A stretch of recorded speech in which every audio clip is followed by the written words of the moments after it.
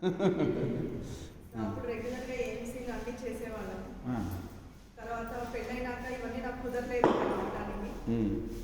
తర్వాత ఎన్నో బాధ్యతలు, ఇంకా బిజినెస్ స్ట్రెస్లు, రెస్పాన్సిబిలిటీస్, ఇవన్నీ చాలా ఆబ్స్టకిల్స్ అండ్ హర్డిల్స్ ఫేస్ చేసిన లైఫ్లో. మళ్ళీ ఆఫ్టర్ 25 years నేను ఏఎంసీకి రావడం జరిగింది. మాలాగా నేను ఎక్కడికి రాను, ఎక్కడికి పోవడం మానేశాను. నేను ఏ కార్యక్రమాలను నడపడం లేదు. నేను ఏదన్నా ఎప్పుడన్నా ఒకసారి తపశ్చర్య అని చేస్తాను, దానికి వచ్చేవాళ్ళు వస్తారు. దాని పెద్దగా నేను అనౌన్స్మెంట్ ఉండదు. అట్లాంటిది మొన్న మా సుధా అంటే భీష్మాజీ ఫోన్ చేసి రవిజీ వస్తారా అంటే ఎక్కడో ఏదో అని అయింది, తెలవలేదు. ఓకే అనేసాను.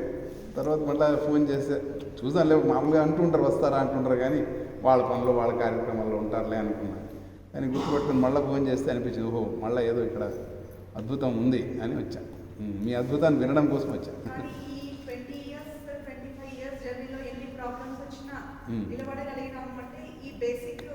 Super super.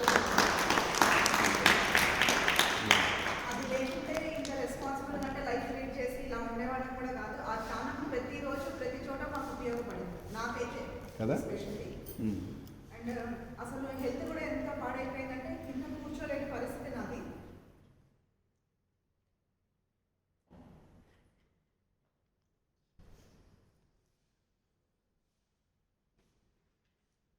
స్పాండిలైటిస్ ఉంది, తర్వాత బ్యాక్ పెయిన్ కూడా చాలా ఉంది.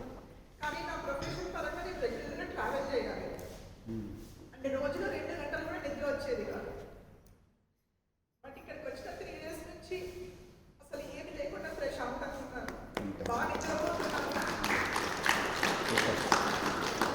అద్భుతం. మధ్యలో మెడిటేషన్ కూడా ప్రాక్టీస్ చేసేదాన్ని, కానీ కుదిరేది కాదనమాట. ఎంతో డిస్టర్బెన్స్ అలా వచ్చేది. కానీ మెడిటేషన్ ఫస్ట్ డే నాకు చాలా కష్టం అనిపించింది.